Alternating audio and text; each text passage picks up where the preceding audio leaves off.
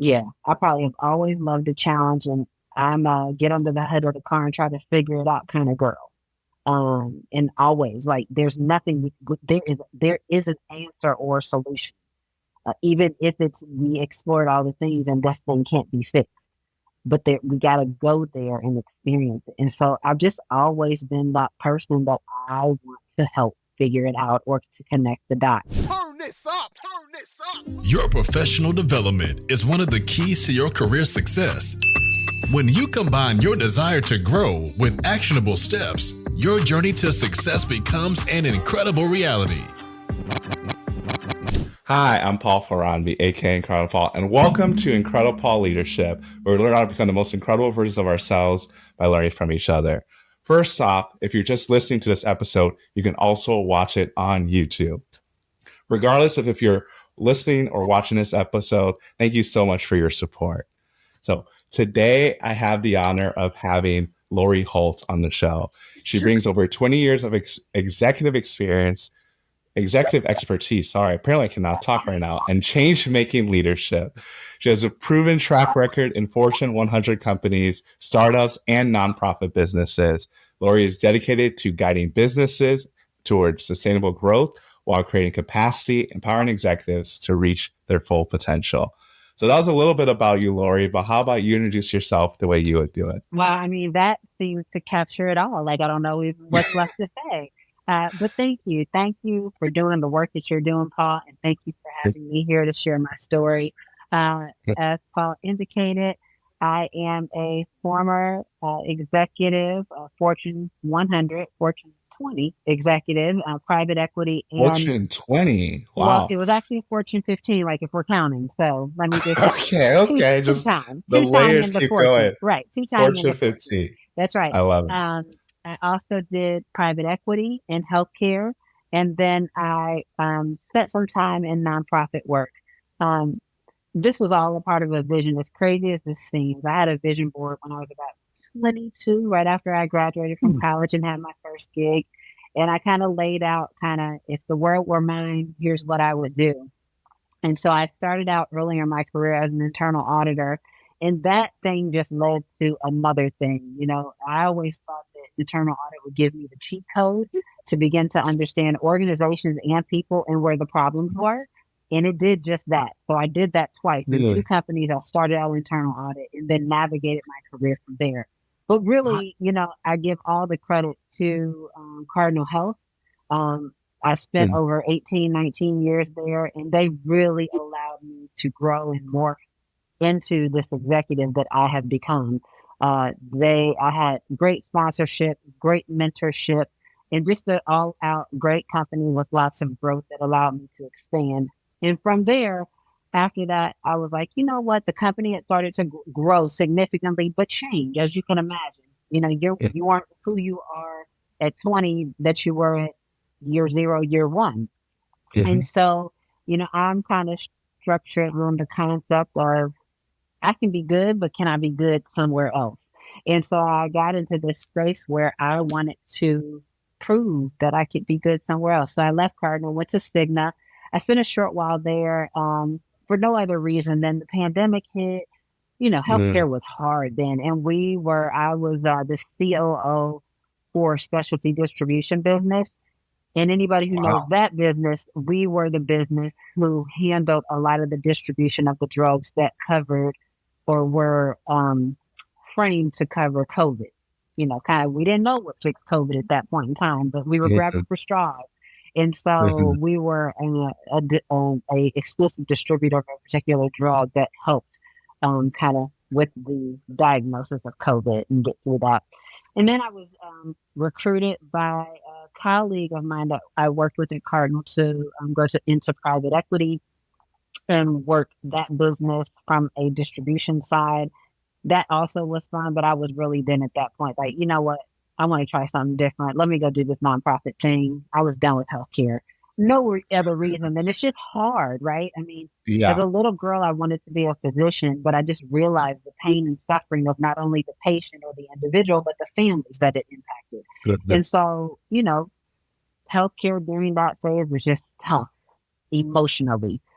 And so I decided I was sought out for a COO role for the Executive Leadership Council that focused on the advancement of African Americans in corporate America and on boards.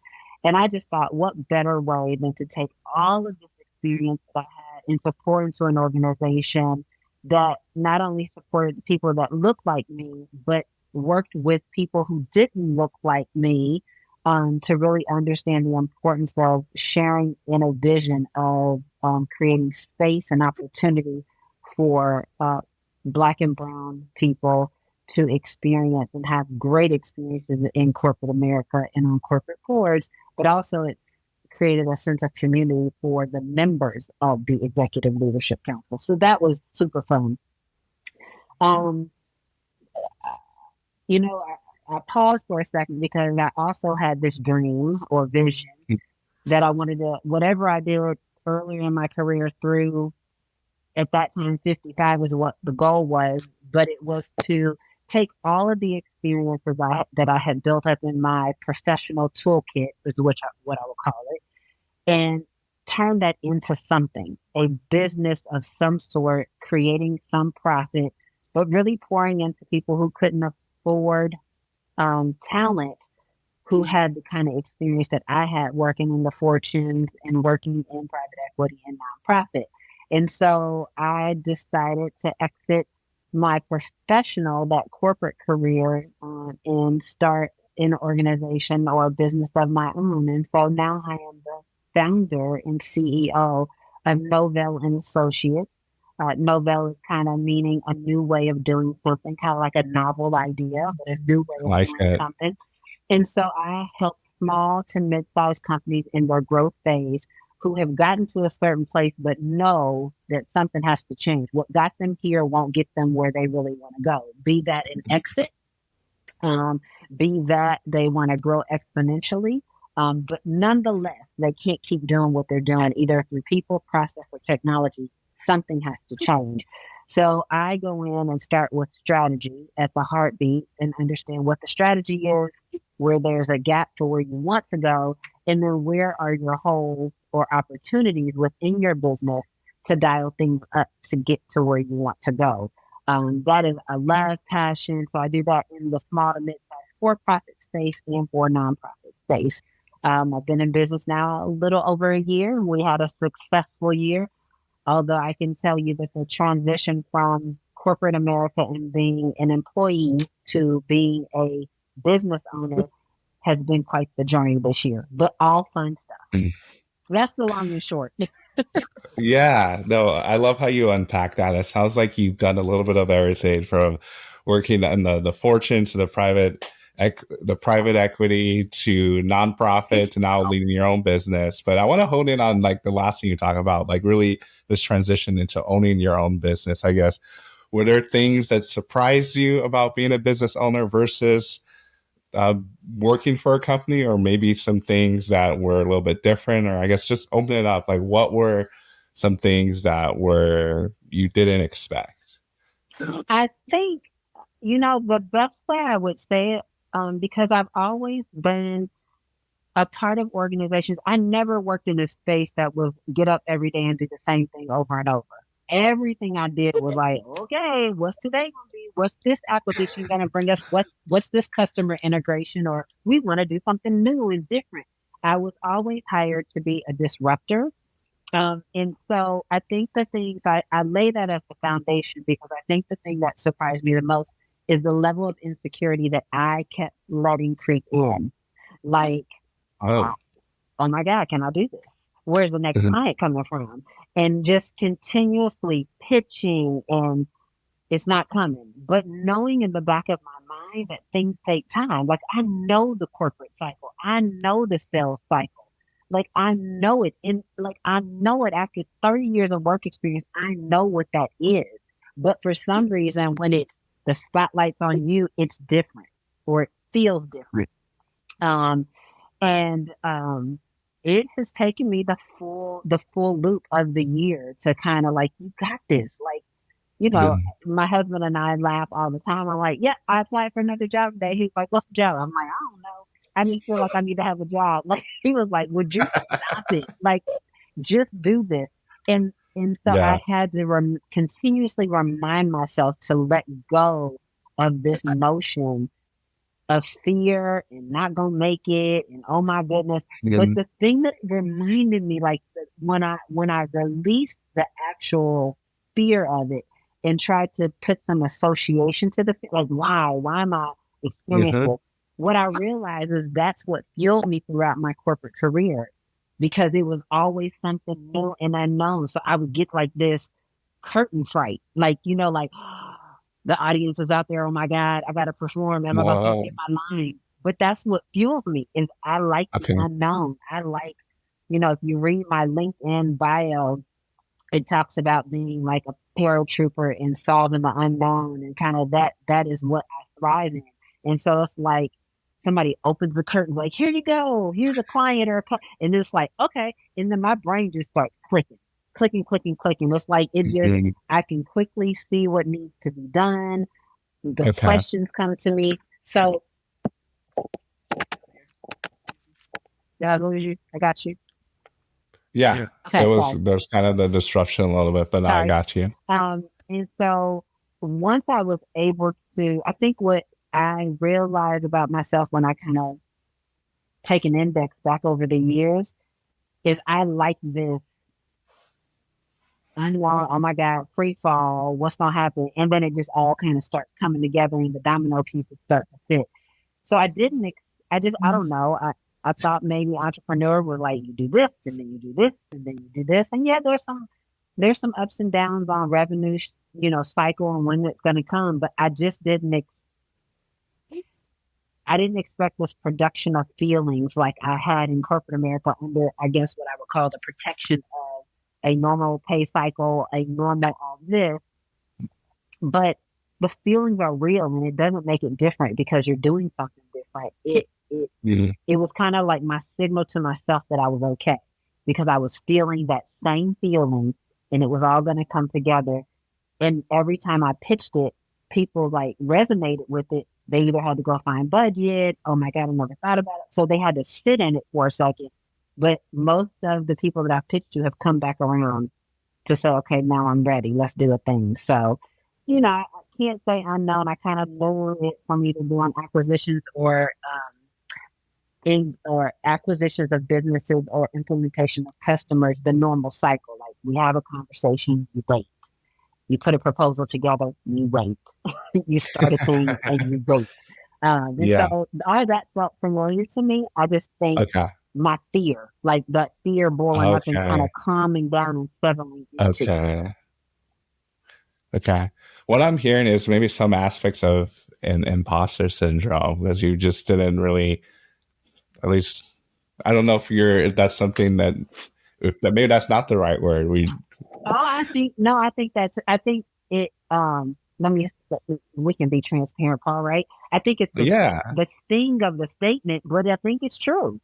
I think it's I don't do imposter. Like I talk about, like I give presentations on imposter syndrome, but I think if I were to be honest, to call a thing a thing, that's what it is.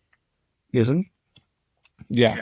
So no, I think it's interesting because what I genuinely believe is that every one of us who are high achievers have some aspect of imposter syndrome because it often happens when we're doing something new or novel. Yeah. And so I think the only people, if there's anyone, because I feel like everyone has some sort of imposter syndrome, but the only people that don't have any imposter syndrome are people that are truly not doing anything. Everything is the same, or they're not trying anything new, or they're just doing nothing.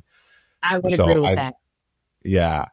So I think with that, because I actually had a recent conversation, I was able to do like a roundtable discussion at a conference with some grad students and undergrads about imposter syndrome, and just to answer their questions and just talk about their experiences with it. And the one thing I told them, whether or not, I don't know if this was comforting to them or maybe it was an eye-opener, was that I don't really think you really ever get rid of imposter syndrome. I think you learn how to manage it better just by acknowledging it. I think there's a danger in trying to just push the feelings down and say that everything's good. And then when you don't acknowledge things, it just kind of fester and it can be underlying and you're not able to be as successful. I think while you're double clicking on something that probably hasn't or I haven't read about it yet, on unpacking imposter syndrome, right? There's a lot of this fake it till you make it kind of thing. Mm-hmm. And I think until you said it in this moment, I think there's categories of imposter syndrome and which bucket you fall into. And so I think my reaction to it was like, I'm not faking it. Like, I know what I'm doing. But I do think it's the fear of not. That is if I had to label what space I'm in, it's just like, what if I don't? Like, I'm gonna let people down, and oh my God, and like, and nobody's even checking for me. Like, like I'm nothing has changed except for the space I'm doing the work.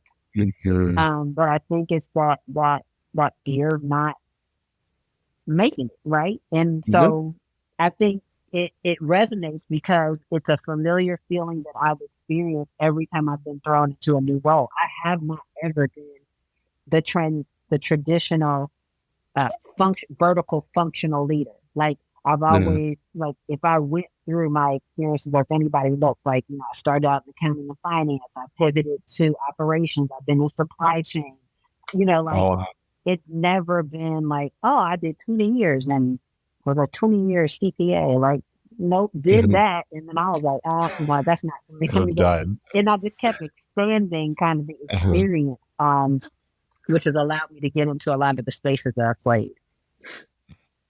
No, that's really good. And I really appreciate your transparency about even talking through like just the last year as a business owner. I think a lot of times when it's glorified to work for yourself, quit your 9 to 5.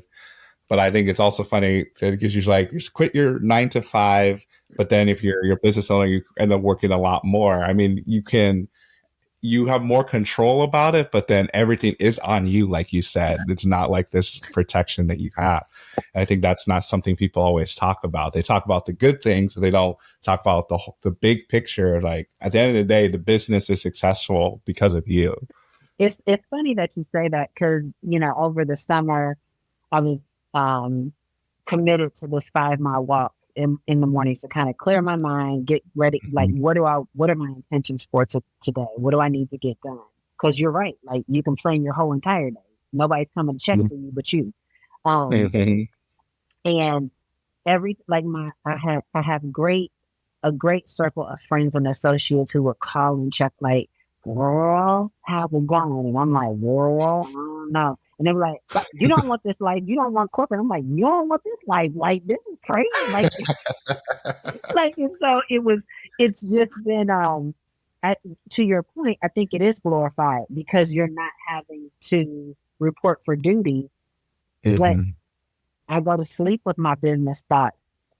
I wake up thinking about I'm in the shower, like thinking I'm eating like I can't escape it. There is no 9 to 5. Like, I'm gonna get the check out, like, because the bonus, the every engagement, like, I don't get called in after the deal is signed. Like, I'm creating a deal, I'm working the deal, and then like where most people get to go work on the next deal, I'm now activating the project. But then, I'm working on this deal because you're always trying to seed where the money's coming from, where the revenue's coming from, and trying to create efficiencies in your work so you're not starting everything over the first time, even though you have a different client.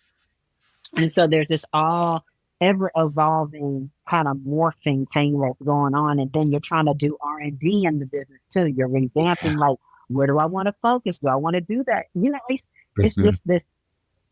I almost can think about what came to me as we were having this conversation is that it might not be new anymore, but the fear in Vegas, how it is always changing, images. And that's what that's what it feels like I'm always doing. It's always something new and people are always watching and what do I want to show next? And so it's fun. It's fun. I say all that, but it's something that scratches my itch. I'm very passionate. I'm a creator. I'm a studier by nature anyway.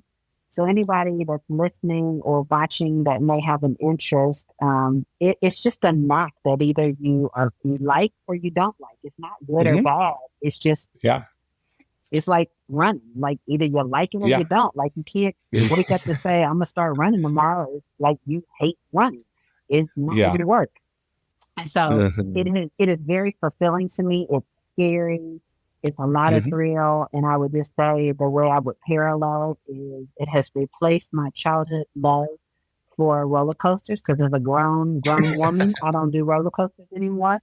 My family will tell Yeah. you I go get the hot chocolate, the drinks, all the things. I'll go get. I'm the runner, but I am not getting strapped down on the roller coaster. But this is my version of This is your roller an adult coaster. roller coaster. Yes. Yeah, I would argue that this roller coaster is more frightening than the other roller coaster. Yes. Yes. I did the math the other day, Paul, and I was like, oh, shoot. Like I was talking to my work advisor and, she was like, Mhm, we need to look at this. We need to look at that and think about your plan. And because we needed mhm. to, and I was thinking, I looked at something and it was like 67. I was like, 67 minus 53. Oh, I got to do this. Oh, Lord. Oh my God, I can't say grown anymore. Like I knew that, but it was like, okay, Lord, you gotta get serious. We gotta figure this out. Like and I have been, but the reality on it. But yeah, it Mhm. is scarier because I know no matter what that ride I get on at those amusement parks, it will stop.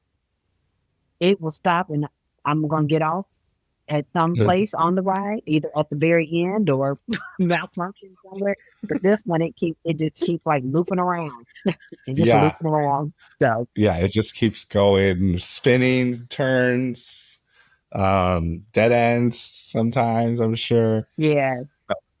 No, I like that analogy of roller coasters. I think I'm going to use that and credit you for it. I'll be like, "Look, this is what Lori was saying." And I think it's a perfect description.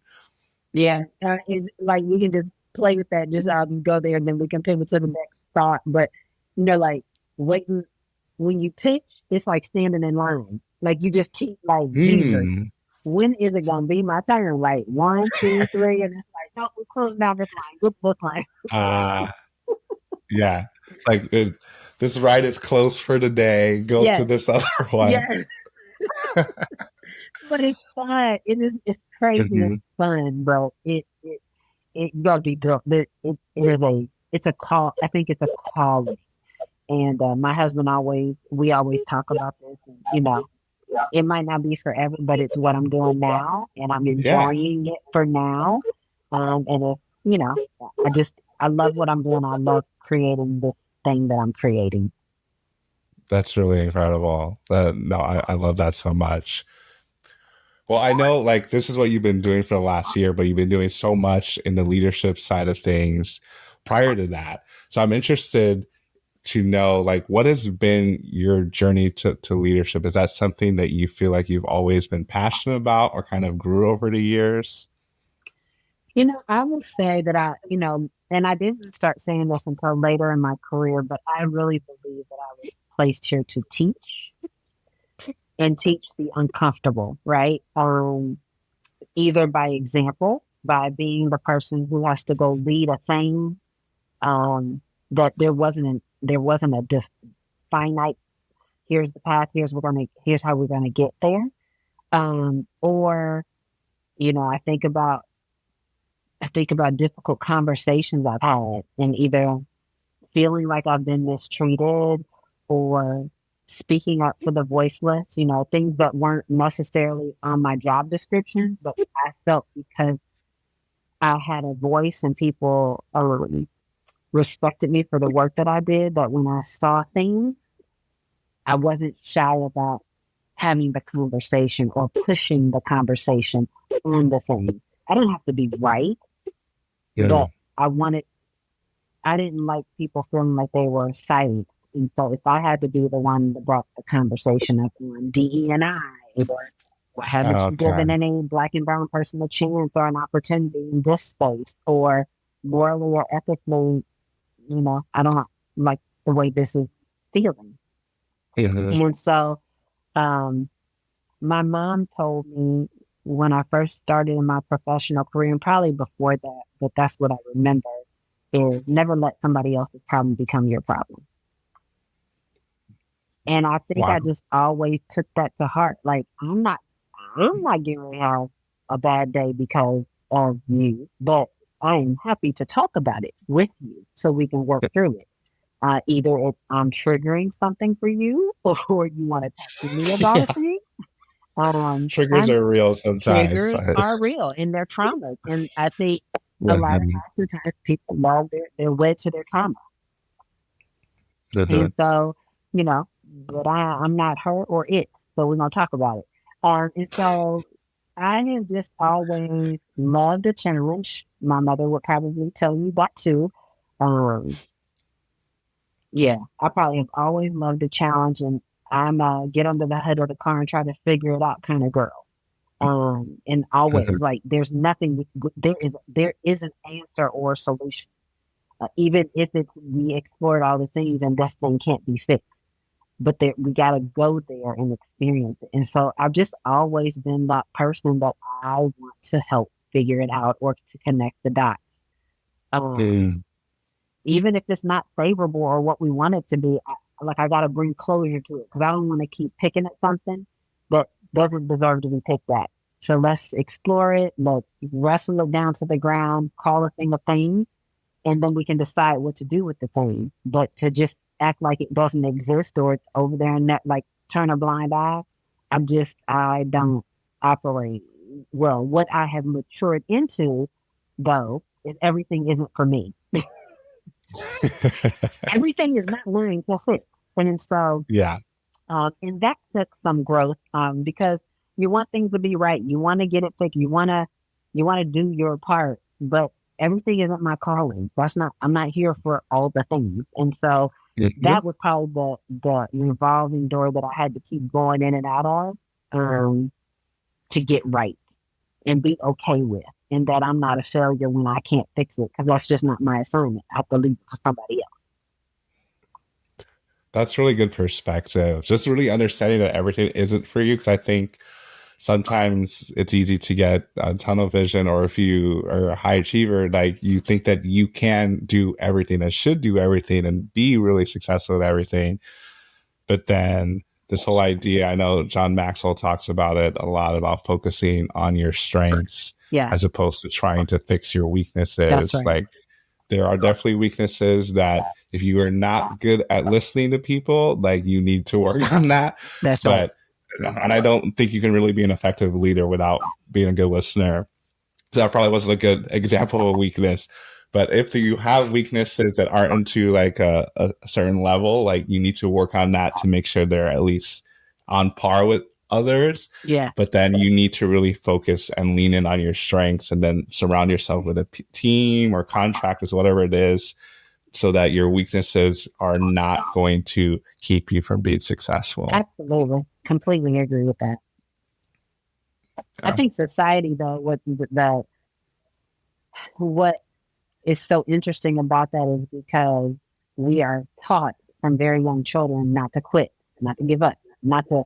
And so it's this whole dichotomy of don't quit, don't give up, but Mm-hmm. deciding what's for you. It's just this thing I think that we wrestle with well into adulthood, Mm-hmm. um, so that you don't have to call it failure. You can just decide that's not where I'm supposed to be spending my energy. And what I have learned over the years through relationships, through jobs, through people is things can be challenging and present opportunities for growth, but nothing should feel forced.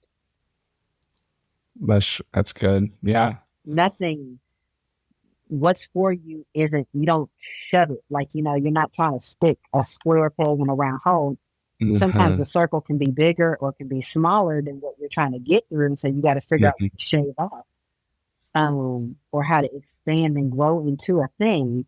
But it it's not supposed to be, it's not supposed to be forced or strife.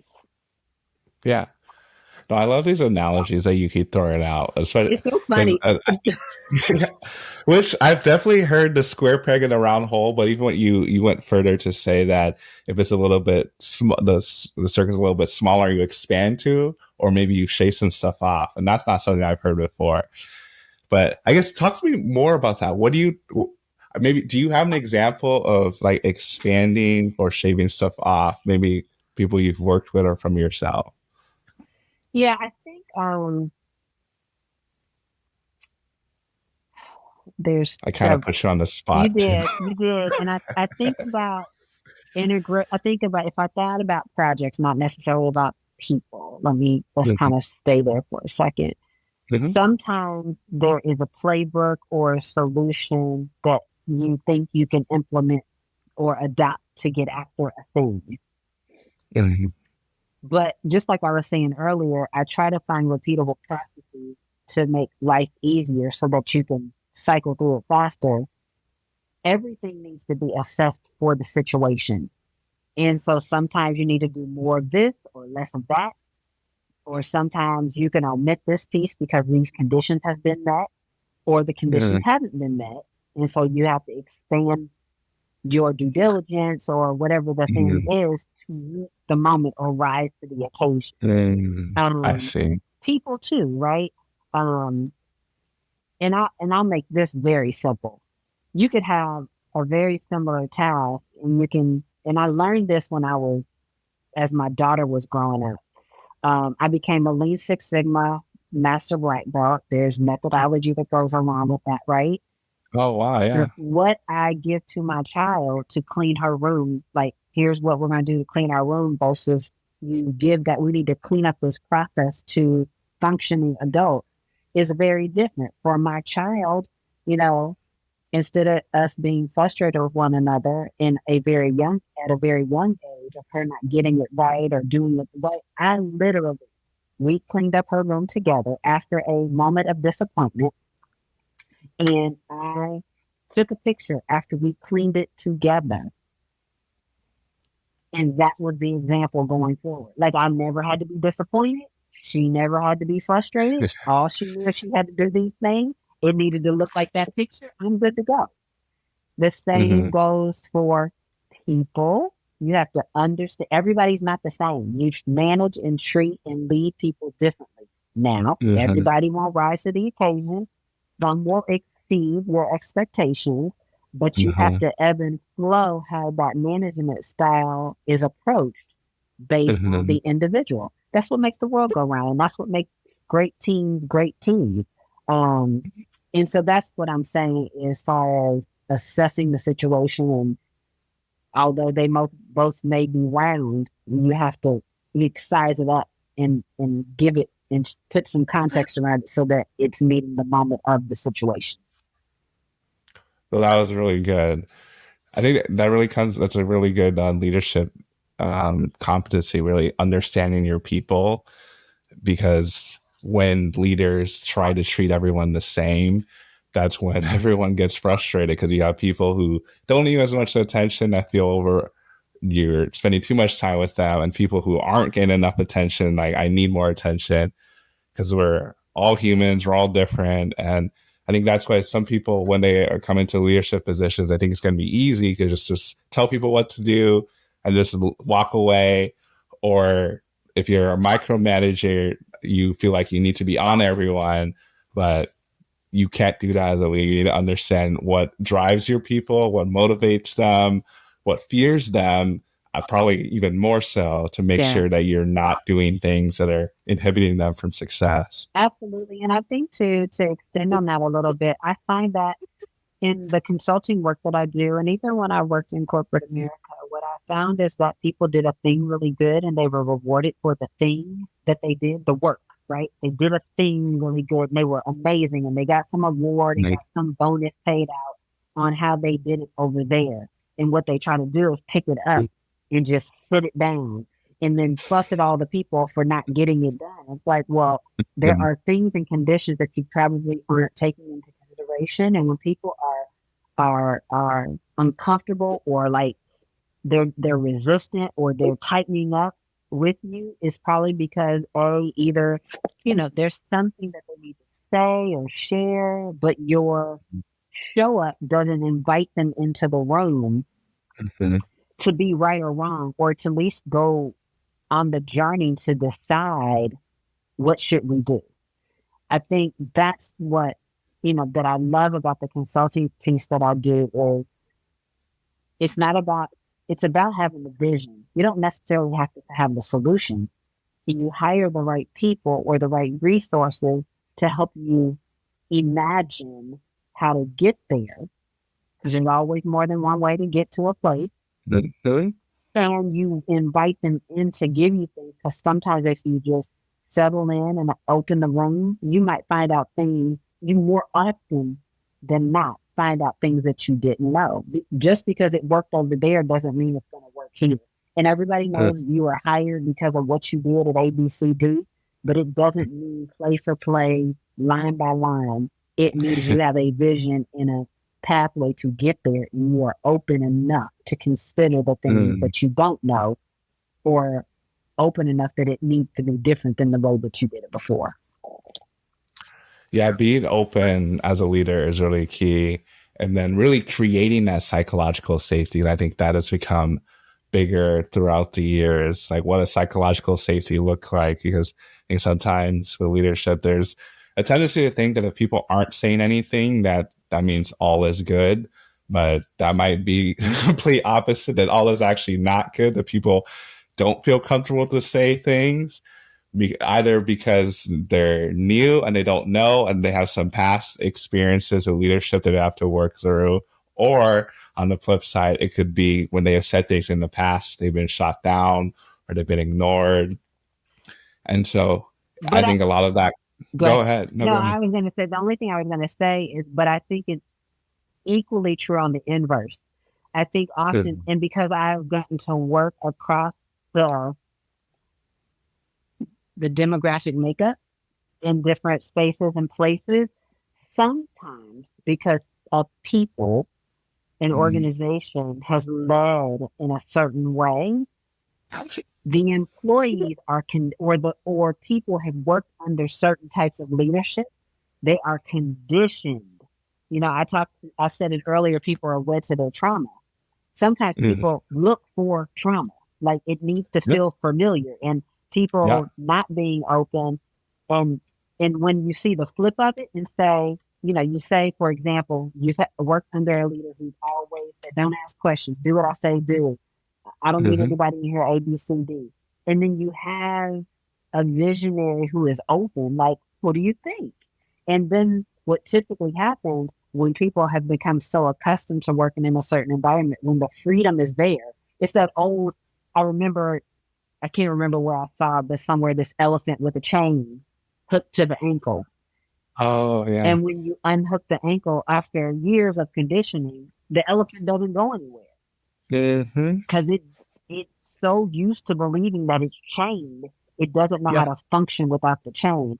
And so, again, to anybody who's listening or watching, I think taking inventory of self, either as a leader or an observant of your team, or being on the team, how are you showing up, and how are you,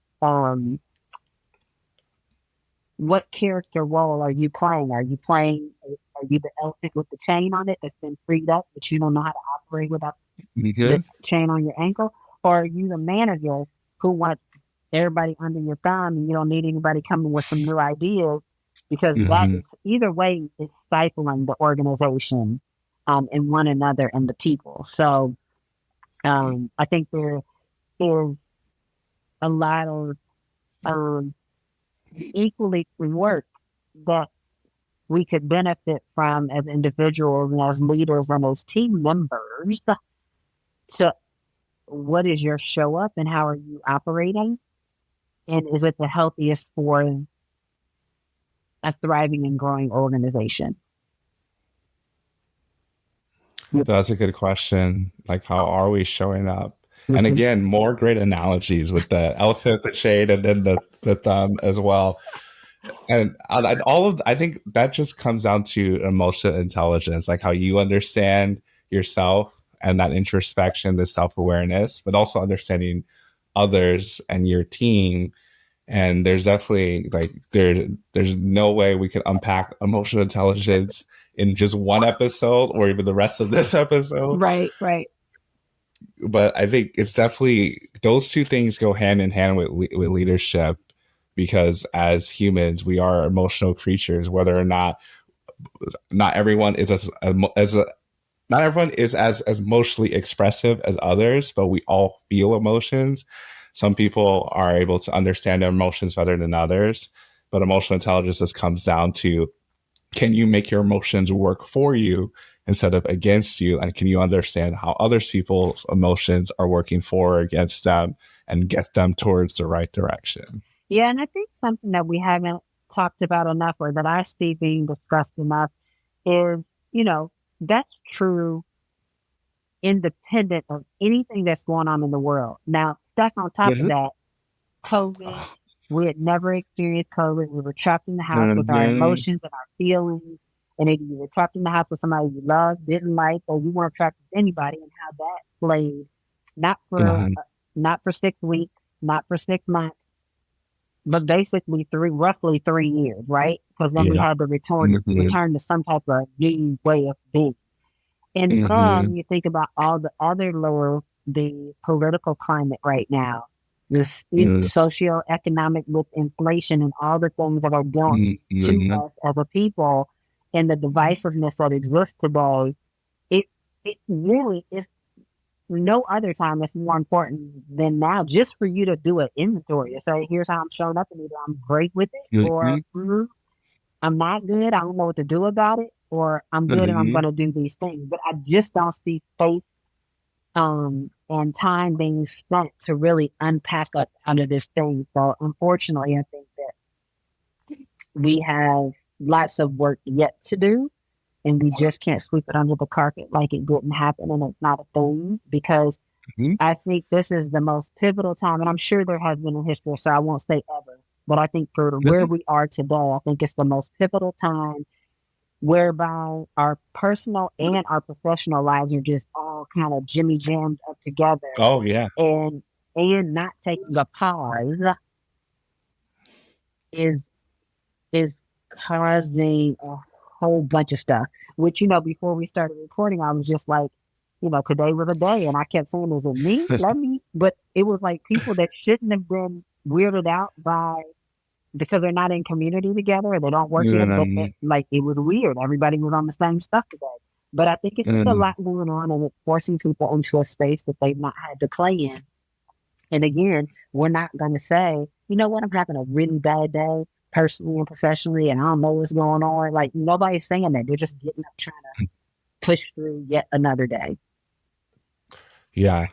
And then a lot of that stuff that we're experiencing and we're feeling, we don't take the time to reflect on it. And then it causes us to react in certain ways to certain things that may have nothing to do with what we're experiencing.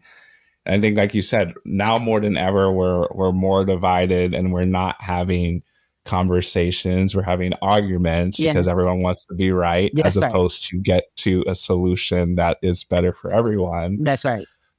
And we definitely don't have time to even get into that. But we could go so many places. I saw a clip yesterday on and I won't even bring up what it is, but people were in disagreement over a thing. And it was, well, that's what the media is telling us. And then the other person said, well, go Google it.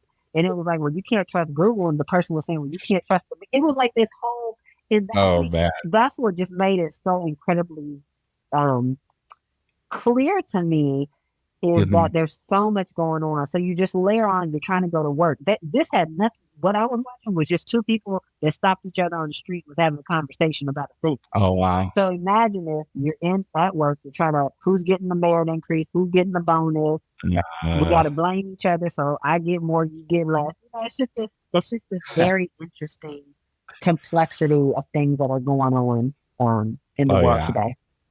Yeah, there's a lot of stuff going on, and we've covered a lot of it so far, but we're running out of time. But I want to make sure if there's anything we haven't talked about, either for yourself professionally, personally, or just in general with leadership that we can get to that as we wrap things up?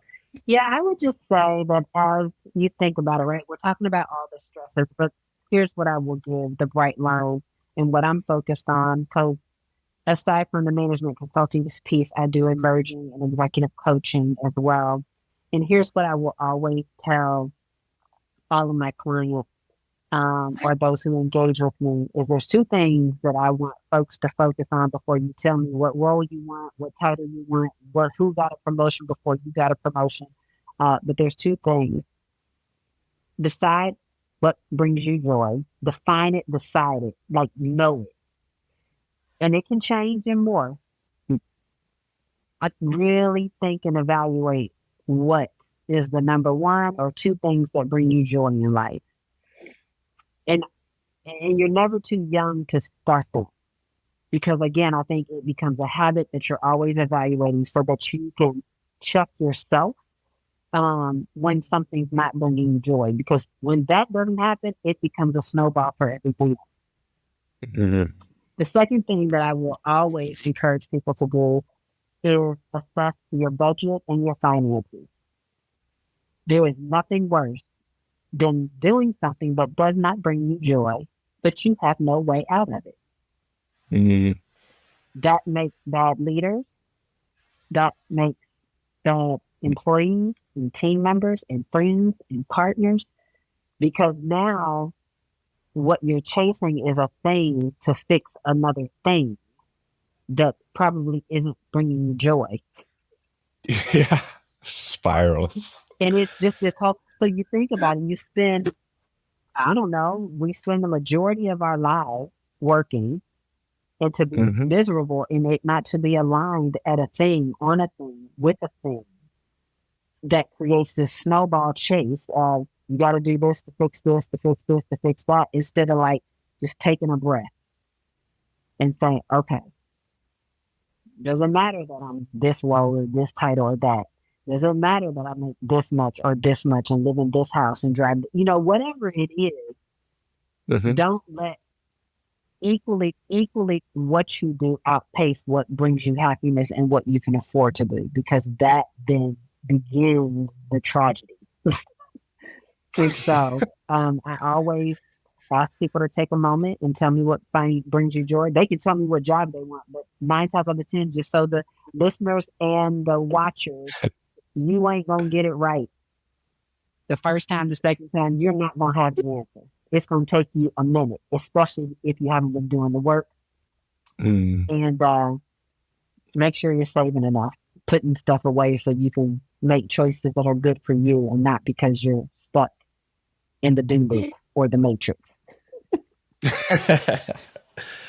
No, you don't want to get stuck in that. But no, those are really great coaching questions. So you said, what brings you joy? And then the second one was that around what your financial situation Just is, or like check, do a check, financial do a health. check. So just do a health check periodically, have a vision, make sure that you keep things in alignment and where they should be.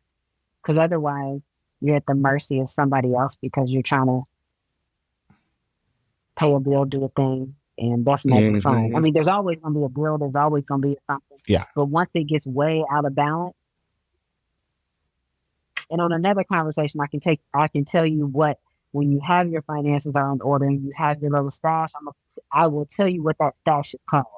There's a joke I have with my friends on what that stash is called, and it will make you change your whole perspective. But not for today. Another conversation. Not for today. You're gonna leave us hanging like that? I feel like you have. So that way you can invite me back. And plus I have to find out a professionally etiquette way to help you understand what that fund is called. So Okay. So there's two reasons. One, to get us back, and two, so you get a better way to say it. A more professional way to say it. Yeah, because I got a way to say it, and I think people are like, "Oh God, that's it." But I want to keep you on the air and keep your podcast going and do our thing. No, I appreciate that. I'm sure my listeners appreciate that even more, to keep me on the air. Yeah. But Lori, it's been really great having you on the show, and just sharing your experiences. I know that you kind of talked about it briefly when you're just sharing your story, that at one point you wanted to be a physician to help people, but then you found different ways to do that, whether that was in corporate and private equity, the nonprofit world, or what you're doing as a business owner now, and really understanding what leadership looks like and empowering executive leaders, leaders whether it's in the nonprofit world, in the for-profit world, and Fortune 500, 120, or 15 like yourself. You're doing incredible work. I really appreciate you taking the time to be on the show. Thank you for having me. I really appreciate you so much for the work that you're doing and just allowing me to be a part of your community. So thank you. Absolutely. Well, I want to make sure people know how to stay connected with you, whether that's on socials or your website. How can people connect with you? Yeah, I think the easiest way is LinkedIn, Lori Holt. That's a great way. And if you just want to check out and see what I'm doing and sneak around and, figure out what my business is all about, it's Novell and Associates. So www.novell-associates.com. So just check in on me and I'll help you get wherever you need to get to. Awesome. No, I appreciate you sharing that. For those of you watching, it should have been coming across the screen a few different times. So definitely rewind it if you didn't see it, or I don't know why I said rewind. Go back. And then if you're listening, you can see it in the show notes. But yes, thank you so much, Lori, for being on the show. I know we got connected we didn't even get to talk about that, how we got connected from the Color Connect and the Colors of Her Success. Right. And I know you're also a Maxwell Leadership certified member as well. But I think what we did talk about was important, but I think it's also for the listeners to know the other stuff you're involved with too. Thank you. Okay. So for those of you listening or watching, first off, thank you for taking the time to listen and watch the whole way through. But I know you got something from Lori's story, just understanding what leadership looks like and understanding that sometimes imposter syndrome doesn't always look like what we think it looks like. And it may be something that you may be experiencing. I think one of the best ways to start is really acknowledging it and seeking out a community to help. So you have that community or not, I think either of us would be welcome if you reached out to us. Absolutely. And I kind of volunteered you, but I figured you would say yes. Good. I love it. Let's do it. But I think it's conversations that definitely need to be had more. Maybe that's something I'll create a community around at some point when I have the bandwidth to do it. Definitely not right now. But for those of you who stuck around, I really appreciate the support. And as we are on this journey to become the most incredible version of ourselves by learning from each other, we're going to keep being incredible. Thanks for listening. Be sure to rate and review this podcast on your favorite podcast listening platform. We'll see you here next time. And be incredible.